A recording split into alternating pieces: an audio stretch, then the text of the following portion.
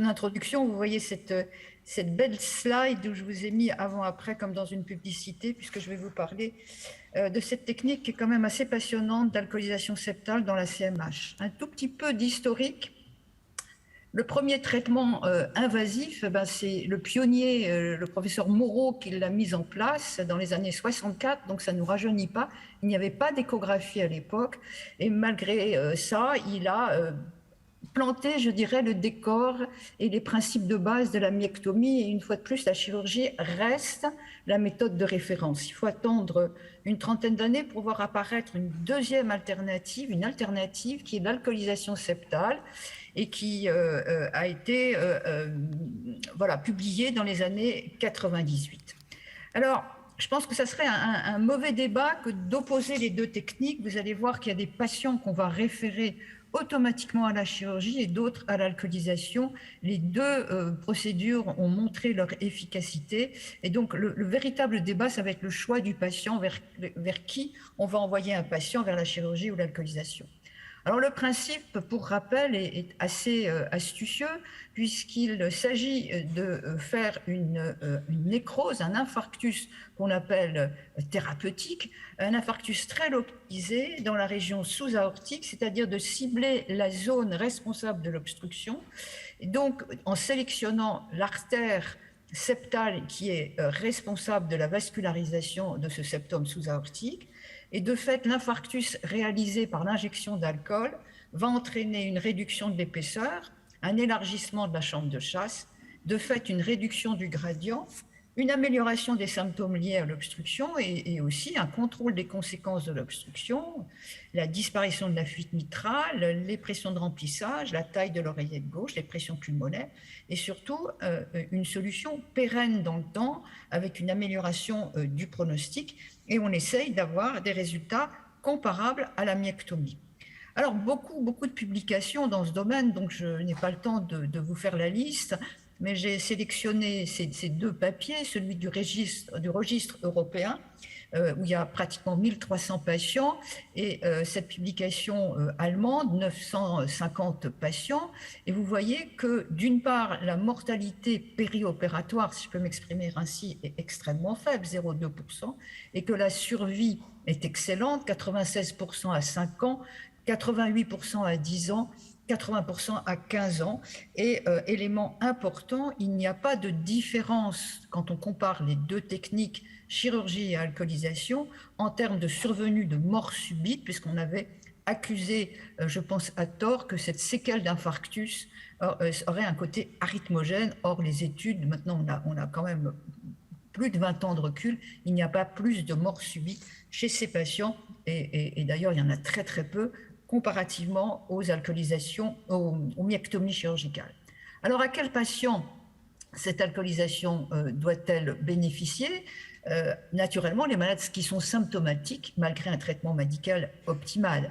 Des malades qui sont obstructifs. C'est une technique qui va guérir l'obstruction. Elle ne va pas prendre en charge la totalité des problèmes auxquels sont exposés ces patients. Donc, gradient supérieur à 50 au repos ou après effort, et une anatomie septale, on va le voir, qui va être favorable. Et par ailleurs, il y aurait des contre-indications, je dirais presque formelles à cette alcoolisation, qui sont les anomalies mitrales, dont je vais vous parler, une anatomie coronaire qui ne va pas être favorable, malade des coronariens, etc., des lésions sous-aortiques obstructives congénitales, et des hypertrophies médio-ventriculaires. Là, on va traiter uniquement les obstructions sous-aortiques.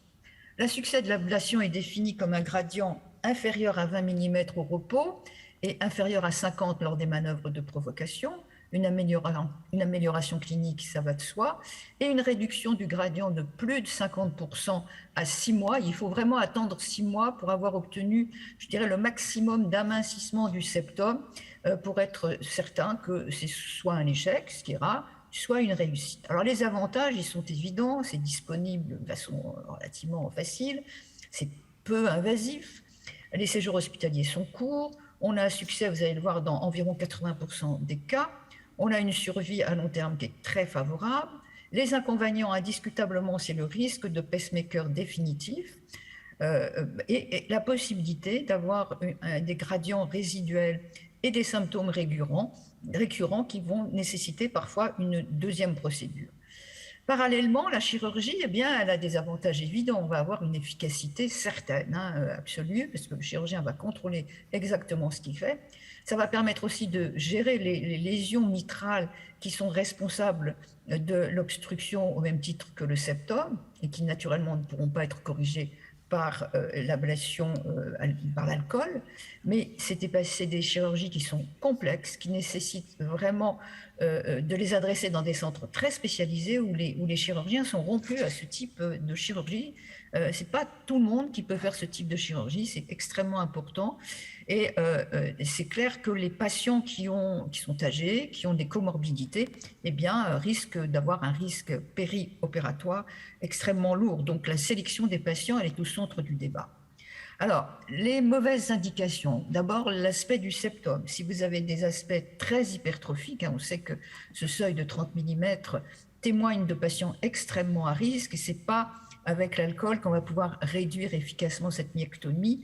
C'est généralement des patients qui sont plus jeunes, qui sont des symptomatologies et des malades qui sont très graves.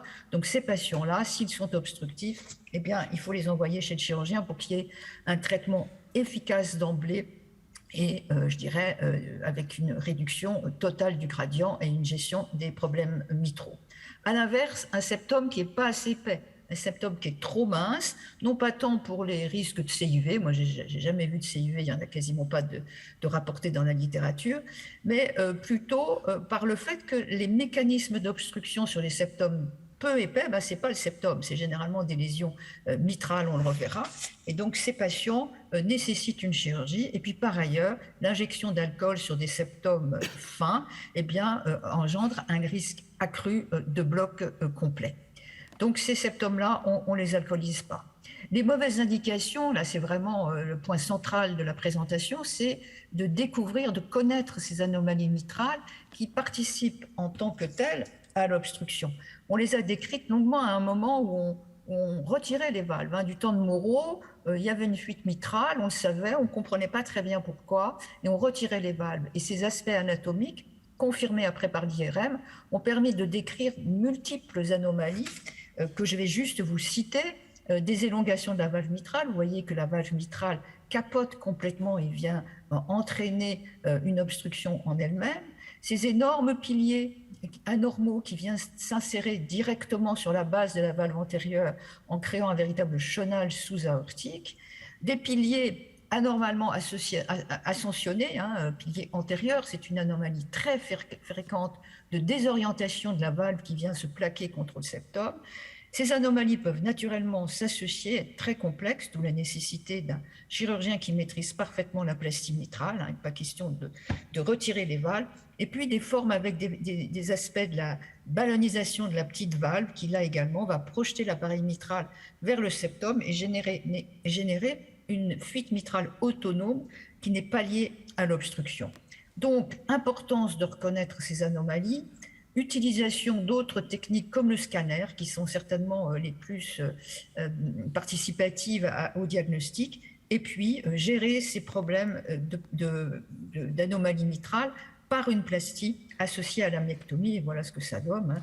Les chirurgiens qui connaissent bien, eh bien, ils font la myectomie, mais ils associent leur geste, bien sûr, à une plastie mitrale, et l'évolution de la chirurgie a permis de gérer, en fonction de l'anomalie à laquelle on est confronté, les résections de valves, les réalignements de piliers, sans avoir à changer la valve. Donc ça, c'est un élément essentiel. Et une fois de plus, l'alcoolisation septale est tout à fait contre-indiquée dans ces cas. Il faut que l'obstruction soit sous-aortique, bien évidemment. Donc, il ne faut pas envoyer à l'alcoolisation des gradients qui commencent dès la pointe. Et puis, on arrive en salle, dans le vif du sujet. Et donc, la procédure se déroule de la façon suivante. Ça se passe en salle de cathé avec le coronarographiste et l'échographiste en salle. Et le challenge, ça va être de trouver la bonne artère septale grâce à un élément essentiel qui est le contraste intracoronaire. Et ça, c'est ce binôme qui va être essentiel, le choix de l'artère. On va choisir une artère septale proximale, mais d'assez bon calibre. Et puis, on va, quand on l'aura sélectionnée, eh bien, obstruer au ballon cette artère pour voir s'il y a un retentissement hémodynamique. Et si c'est le cas, eh bien, après avoir défini cette zone sous-aortique, vous voyez dans ce contraste-là qui est parfaitement favorable, eh bien, on va faire l'alcoolisation. Alors en pratique, voilà un exemple, une belle septale qu'on retrouve ici. On va cathétériser cette septale, on va injecter le produit de contraste et dans ce cas, on voit que l'opacification est très faible et que l'occlusion au ballon n'entraîne aucune modification hémodynamique. Alors on va changer d'artère, il faut être patient, il faut aller cathétériser ici la deuxième branche de la première septale. Et là, on voit que le contraste est plus conséquent, toujours bien localisé, bien concentré dans la zone sous-aortique. Et l'occlusion au ballon nous amène une abolition pratiquement totale du gradient. Un autre exemple, un gros gradient à l'état basal. On fait un premier contraste qui est effectivement un peu réduit. L'occlusion au ballon n'entraîne aucune modification hémodynamique. On change d'artère. On a ici un territoire un peu plus important, une franche diminution du gradient lors de l'occlusion du ballon. Et on décide donc d'alcooliser. On voit cette zone qui devient tout à fait akinétique immédiatement et un résultat définitif très satisfaisant avec une abolition complète du gradient en salle. Alors, il n'y a pas que le gradient que ça supprime, hein, c'est ça qui est intéressant. Voilà une fuite mitrale que vous reconnaissez, hein, qui se superpose au gradient, qui est une fuite typique postérieure de CMH. Eh bien, on va réaliser une alcoolisation. Là aussi, vous voyez ce contraste, bien sûr, c'est du contraste ultrasonore, hein, j'ai oublié de le dire, qui va entraîner, après l'alcoolisation, une akinésie complète. Et vous avez ici plus de gradient, mais plus de fuite non plus. Donc on voit bien ici que l'obstruction, la fuite mitrale est directement liée à l'obstruction. Donc ça, c'est quand ça marche bien. Mais là où l'échographiste est tout à fait essentiel et le contraste absolument indispensable, c'est de voir s'il n'y a pas d'autres territoires qui pourraient être, être vascularisés par cette première septale. Et je vous en montre quelques exemples, hein, et vous imaginez que avec ces exemples, vous n'avez pas du tout intérêt à alcooliser ces territoires. Ici, vous avez une opacification du septum proximal, mais vous avez une vascularisation du pilier. Ici, un gros contraste du septum qui fuse vers le ventricule droit et une opacification de la paroi libre du VD. Et en fait, ce cas assez amusant, entre guillemets pour amusant, le contraste va opacifier un pilier anormal, une anomalie très fréquente retrouvée dans les CMH. Et là aussi, on imagine ce que pourrait être l'alcoolisation dans des territoires extrêmement dangereux. Donc, il faut vraiment faire très attention, céder d'autres modalités. Et là, vous voyez qu'on voyait très, très bien chez ce patient ce gros septum anormal qui était opacifié en même temps. Alors là, dans ces cas-là, il faut vraiment changer d'artère et savoir renoncer aussi à la procédure si on ne trouve pas la bonne artère. Alors les complications, c'est avant tout le bloc complet, per procédure, d'où la nécessité de monter systématiquement une sonde d'entraînement et des fois un BAV qui peut être définitif. Ça, il faut prévenir le malade et pour ça, on a des facteurs de risque. Si vous avez un bloc gauche, on a vu que l'opacification longeait le bord droit du septal, et ben vous allez toucher la branche droite, bloc gauche plus bloc droit, ben vous allez avoir un PM permanent. Et donc ça, c'est la grande complication de la procédure. PM définitif d'environ 11% des procédures. Ce travail qui nous montre, ce qui est intéressant, c'est que ça survient très tôt, soit c'est en procédure et ça disparaît, soit ça survient dans les quelques heures qui suivent l'alcoolisation et manifestement au bout de 3 jours, il ne se passe plus rien, que ce soit sur le plan de la conduction ou que ce soit sur les événements rythmiques graves comme les TV qui sont tout à fait exceptionnels. Donc on peut en toute tranquillité et sans risque eh bien, retirer le pacemaker provisoire si rien ne s'est produit pendant ces 3 premiers jours. On a naturellement des scores de risque en fonction de l'âge, d'un bloc gauche préexistant, ça c'est vraiment très important, d'un BAV transitoire per procédure, d'apparition secondaire comme un bloc bifasciculaire et également l'importance de la dose d'alcool. Ça avait été bien montré dans le registre européen que certes, quand vous mettez beaucoup d'alcool, vous êtes sûr d'entraîner une belle chute de gradient, mais vous majorez les risques de BAV. Donc, on a trouvé un consensus entre 1,5 et 2,5 millilitres d'alcool où on est efficace sur le gradient avec une plus grande sécurité d'emploi sur le BAV. On surveille ces patients comme un infarctus, montée enzymatique, surveillance bien sûr électrique, monitoring, ablation du PM si rien ne s'est passé au 3e jour, possible réapparition du gradient dans les jours qui suivent dû à l'inflammation, donc il ne faut pas se désespérer, il faut attendre. Si on a l'IRM, eh bien, on est content de voir la transmuralité du septum. Alors les échecs, ben, ils existent et ils sont importants à connaître. C'est indiscutablement l'extension et la localisation de la zone infarcique est incorrecte. Vous voyez dans ce travail, 13 échecs, 4 étaient dus à une mauvaise localisation. Ça, c'est un des premiers malades qu'on avait fait avec Thierry Lefebvre à Massy il y a fort longtemps, vous voyez, en 2002, donc il y a 20 ans, et on avait fait une espèce de coup de dent ici, en aval de la zone sous-aortique. On avait été obligé de reprendre la malade, et surtout, les grandes causes d'erreur, eh bien, d'échec, c'est les anomalies mitrales associées. Hein. Donc, importance du contraste indispensable et importance de définir le mécanisme exact de l'obstruction au risque de voir réapparaître l'obstruction après l'alcoolisation. Très rapidement, quelques exemples de suivi. Voilà un patient à 1 an, un patient à 3 ans, un résultat final avec un bel amincissement septal, l'absence de gradient résiduel. Un patient que j'ai fait alcooliser en 2010, extrêmement gêné, un type pas très âgé, une quarantaine d'années, qui a eu un résultat immédiat spectaculaire. Voilà le résultat à 5 ans, et là je l'ai vu il y a quelques mois, en juillet dernier, et vous voyez qu'il garde, c'est pérenne dans le temps, et il n'y a naturellement aucun gradient. Cette procédure lui a totalement changé la vie.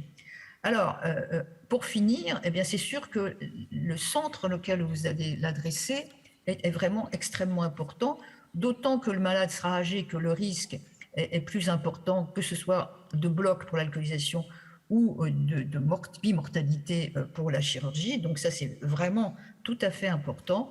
Et puis, vous voyez que le résultat, quand on compare les patients alcoolisés et les patients qui ont bénéficié d'une myectomie, eh bien, pour les groupes appariés, la survie est exactement la même.